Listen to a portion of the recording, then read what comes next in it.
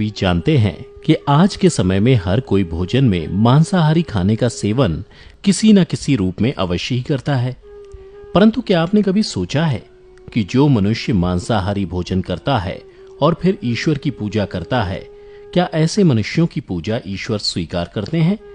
अगर नहीं सोचा तो आज मैं आपको इसी सवाल का जवाब बताने जा रहा हूं, जिसका वर्णन स्कंद पुराण, भगवत गीता जैसे हिंदू धर्म ग्रंथों में विस्तार से किया गया है।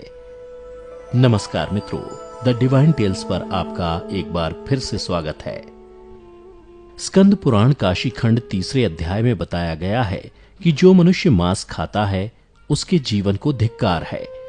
ऐसे मनुष्य को ना तो मृत्यु लोक में कभी सुख मिलता है और ना ही मृत्यु के बाद दूसरे लोक में ही सुख मिलता है। साथ ही स्कंद पुराण में एक प्रसंग का और भी वर्णन मिलता है, जिसके अनुसार जब एक बार सभी देवतागण काशी पहुंचे तो उन्होंने देखा कि वह व्याघ्र अर्थात बाघ जैसे हिंसक पशु भी वहां घास पात खा रहे हैं। साथ ही स्कंद पुराण में यह भी बताया गया है कि अगर भूख से किसी प्राणी की मृत्यु होने को हो तो भी उसे मांस नहीं खाना चाहिए। इतना ही नहीं, स्कंद पुराण के अनुसार भगवान शिव उन लोगों की भक्ति अथवा पूजा कभी स्वीकार नहीं करते जो मांस या मदिरा का सेवन करते हैं। स्कंद पुराण के अलावा वराह पुराण में भी इस बात का वर्णन मिलता है, जिसके अनुसार भगवान विष्णु के वराह अवतार पृथ्वी देवी के पूछने पर कहते हैं कि जो मनुष्य मांस का भक्षण करता है, मैं ना तो उसकी पूजा ही स्वीकार करता हूँ और ना ही उसे अपना भक्त मानता हूँ। साथ ही भगवान विष्णु के वराह अवतार पृथ्वी देवी से यह भी कहते हैं कि जो मनुष्य मछली या दूसरे पशु के मांस का सेवन करता है, मेरे लिए उससे बड़ा अपराधी और कोई भी नहीं। इसके अलावा गीता में भगवान कृष्ण ने भी बताया है कि मनुष्यों को क्या खाना चाहिए और क्या नहीं। भगवान कृष्ण के अनुसार मांस एक तामसिक भोजन है, जिसके सेवन से बुद्धि क्षीण होने लगती है और मनुष्य अपनी इंद्रियों पर से नियंत्रण खो देता है। उसके बाद मनुष्य ना चाहते हुए भी कई तरह के अपराधों का भागीदार बन जाता है।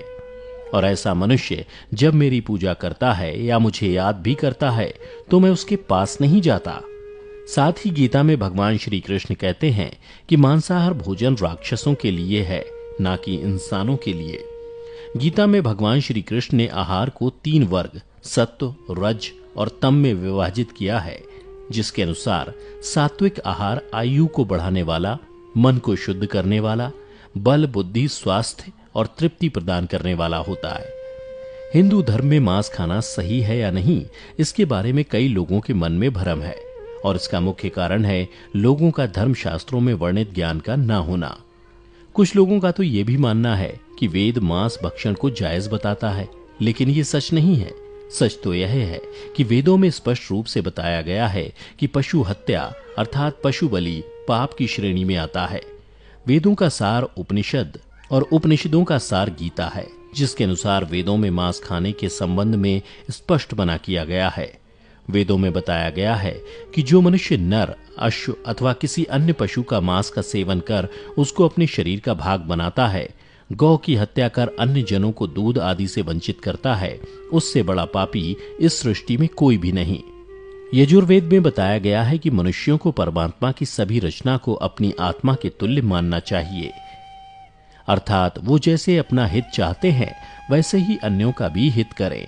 जबकि अथर्ववेद में कहा गया है कि हे मनुष्यों, तुम चावल, दाल, गेहूं आदि खाद्य पदार्थ आहार के रूप में ग्रहण करो, यही तुम्हारे लिए सबसे उत्तम और रमणीय भोज्य पदार्थों का भाग है।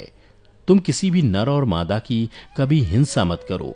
वह लोग जो नर और मादा भ्रूण और अंडों के नाश से उपलब्ध हुए मांस को कच्चा या पकाकर खाते हैं, तुम्हें उनका विरोध करना चाहिए। वहीं ऋग्वेद में भी बताया गया है कि गाय जगत की माता है और उनकी रक्षा में ही समाज की उन्नति है।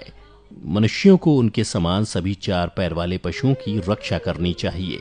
वहीं गरुड़ पुराण में भगवान विष्णु पक्षीराज गरुड़ को एक कथा सुनाते हुए कहते हैं कि जो मनुष्य मांस का भक्षण करता या फिर मदिरा का सेवन करता है, उसकी भक्ति या पूजा कोई भी देवता स्वीकार नहीं करते और ऐसे मनुष्यों की ना ही कोई देवता मदद करते हैं। इसलिए मनुष्यों को चाहिए कि वह सात्विक भोजन करें ताकि उसे अपने जीवन काल और मृत्यु के बाद भी ईश्वर का सानिध्य मिल सके और वह सुखी पूर्वक इहलोक से परलोक की यात्रा कर सके।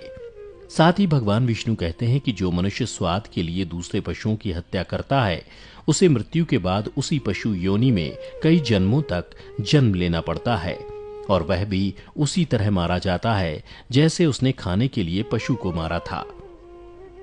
इसलिए मित्रों, अगर आप पूजा या फिर ईश्वर की भक्ति में विश्वास रखते हैं तो मांसाहार का सेवन करना बंद कर दीजिए।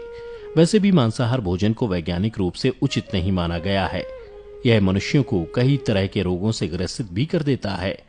और जहां तक धार्मिक मान्यता की बात है तो उम्मीद करता हूं कि आपको वो समझ आ ही गई होगी। तो दर्शकों, आपको हमारी ये प्रस्तुति कैसी लगी नीचे कमेंट करके अवश्य बताएं। अगर पसंद आई हो तो ज्यादा से ज्यादा लाइक और शेयर करें। साथ ही ऐसी ही पौराणिक और आध्यात्मिक जानकारी के लिए हमारे YouTube channel The Divine Tales को अभी सब्सक्राइब कर लें। अब हमें इजाजत दें। आपका बहुत बहुत शुक्रिया।